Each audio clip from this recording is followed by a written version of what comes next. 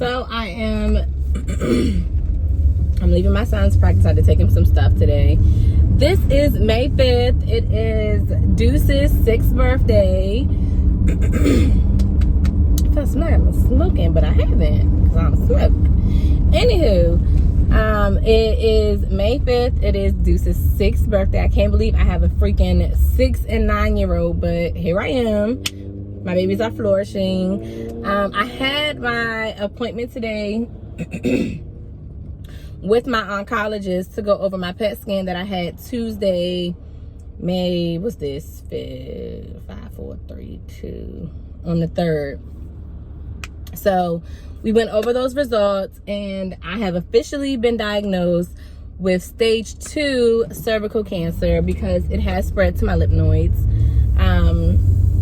I feel relieved because since I found out on, I think the very first video I said February, and I keep saying I'm gonna have to go back and really think about what happened to me on February the 8th, because I keep harping on that date, and for whatever reason something happened and I keep harping on that date and I don't know what happened. So I gotta figure that out. That's a whole nother situation. But this is the most happy, content, at peace I have been since I got my you have cervical cancer on April the 8th, because that's when I found out it was April the 8th. So I have stage 2 cervical cancer only because it spread to my lymph nodes. Surgery is not something that I can do because it's invasive, which means it's down deep inside my tissue in my cervix. Not only that, but it's wall to wall, which means I am at risk of it going to stage 3 because it is intense and aggressive based off the results of my PET scan. So my treatment plan right now is I do an MRI on May 11th at 8:30 in the morning. After that, I go to my radiologist, which I think her name,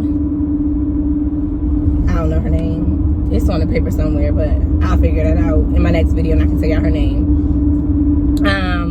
I go to my radiologist, and basically right now my treatment plan is 5 to 6 weeks of radiation every day, and then chemo once a week for those same 5 to 6 weeks. So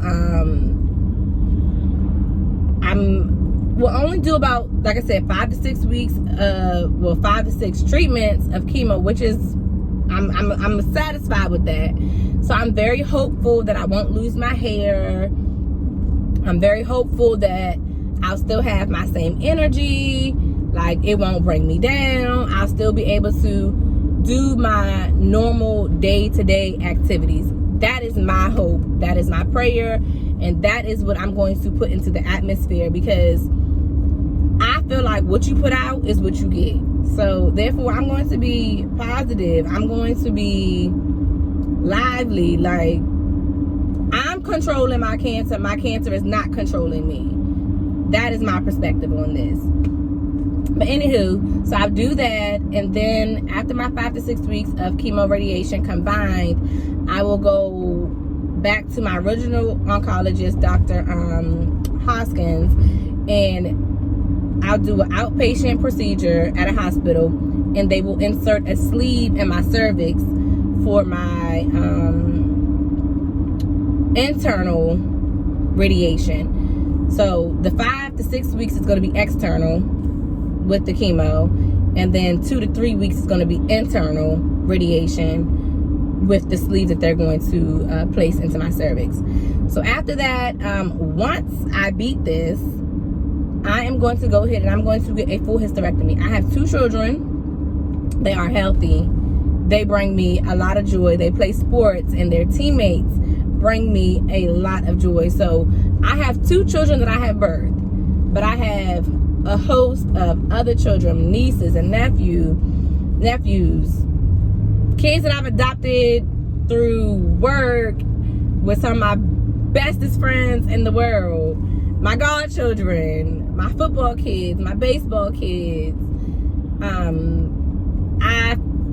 I don't feel like I need other children. Now, granted, I wanted a daughter, but I'm gonna leave that to someone else to have, and I can just spoil. That's what I do best, spoil them and send them home. So I'm gonna leave that to them. But that is my plan. I'm going to beat this.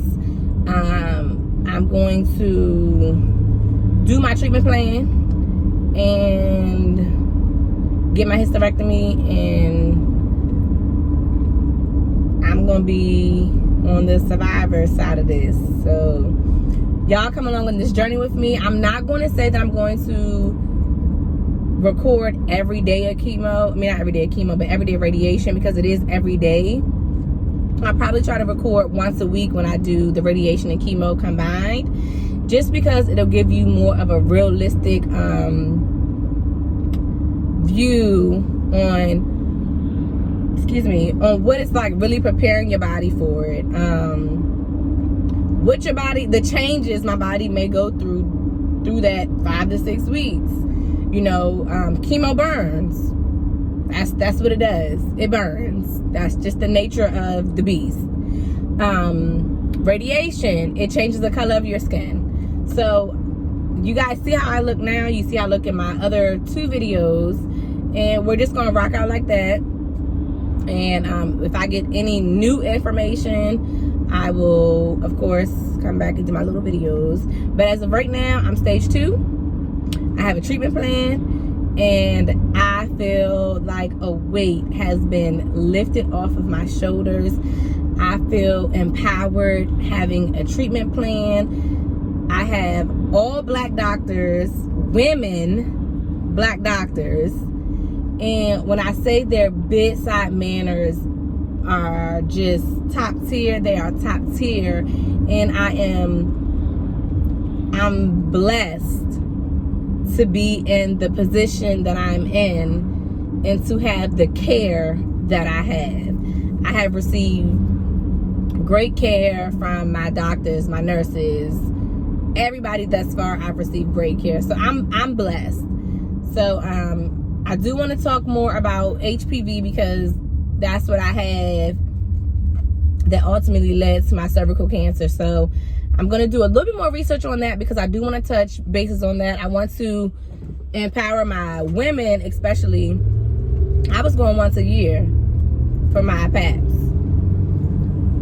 When I found out I had HPV, I should have been going every 6 months.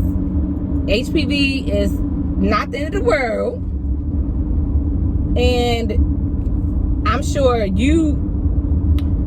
let me say, maybe if 50 people watch this video, 25 people out of that 50 people have HPV and they don't know it. That's how common HPV is. But they don't test you for HPV until you have an abnormal PAP. I had the vaccine.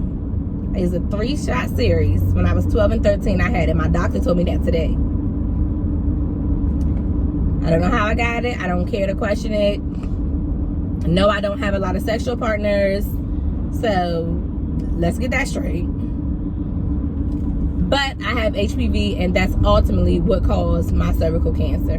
And 9 times out of 10, if you have cervical cancer, you have a strand of HPV that has caused the cervical cancer.